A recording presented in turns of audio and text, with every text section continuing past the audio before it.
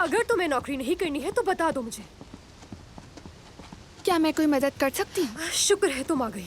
जरा तुम इस नालायक को अच्छी तरह समझाओ कि इसे क्या करना है। मैं तो थक चुकी हूँ इसे समझाते समझाते। क्या हुआ है?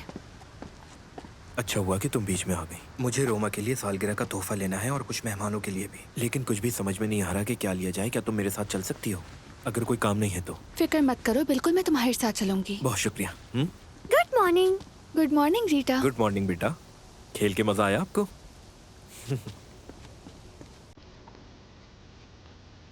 मामा, मैं आपको अंदर ले चलती हूँ। रोमा आपको देखकर परेशान हो जाएगा। बेचारी बच्ची। चलो वरना लंच के लिए देर हो हाँ, जाएगी। चलो चलो।